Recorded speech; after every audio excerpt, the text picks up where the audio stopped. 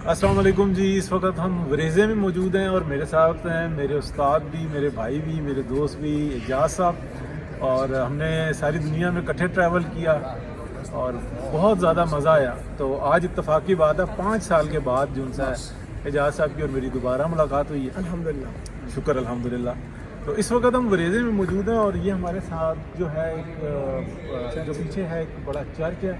Church کے جو top پہ لکھا ہوا ہے یہ لفظ ہے یہوہ. یہ بھی اللہ کا ایک نام ہے اور اسلامک میں بھی یہ نام ہے یہوہ کے نام سے, اور کرسچنز جو ہیں نا اس کو یہوہ, اور جو ایک یہوہ وٹنسز ہیں جو برادرز کہلاتے ہیں وہ بھی جو ہے نا اسی نام کو کے اوپر چلتے ہیں کہ یہ پرسنل نیم آف گاڈ ہے.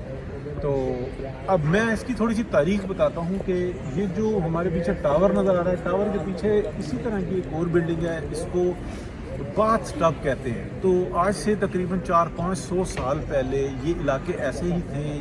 ان علاقوں میں مذہبی رجحان بہت زیادہ تھا اور اس وقت میں جو ہے نا وہ آپ کو پتہ ہے کہ سب ختم ہو چکا.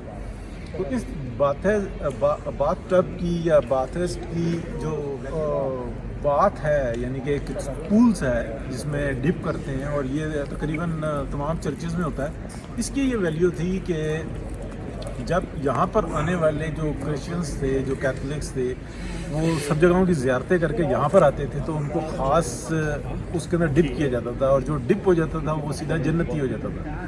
تو یہ ہم دیکھتے ہیں کہ پاکستان کے اندر اور ہندوستان کے اندر یہ چیزیں نظر آتی ہیں. تو اب یہ ان لوگوں کے بلیفس تھوڑے سے ڈفرینٹ ہو گئے ہیں اور آپ کہہ لیں کہ یہ مذہب سے بہت زیادہ دور ہو گئے ہیں. لیکن مذہب نہ یہ تھا نہ وہ ہے جس کی پریکٹس اس وقت میں پاکستان اور انڈیا میں ہو رہی ہے.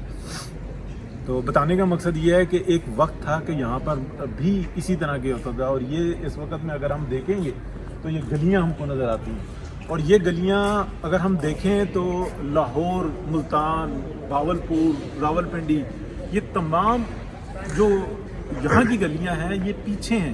اور پاکستان کے اندر جو موجود جو گلیاں ہیں شہروں کے اندر جن کو برباد کیا گیا ہے ایک منظم سازش کے تحت, وہ اس سے لاکھ درجے بہتر ہے. اس کو دیکھنے کے لیے پوری دنیا آتی ہے. لیکن اگر آپ دیکھیں پاکستان کے اندر پرانی سے پرانی بلڈنگ کو آرام سے گرا دیا جاتا ہے. یہاں پہ کسی کی جرت نہیں ہے کہ یہ 300 400 سال پرانی بلڈنگیں ہیں ان کو کوئی ہاتھ بھی لگا سکے. رینوویشن کر سکتے ہیں, جو کونسل ہے اس کی جو بنیادی اصول ہے اس کے مطابق چل سکتے ہیں, ادروائز ان کو چھوڑنا ہوگا.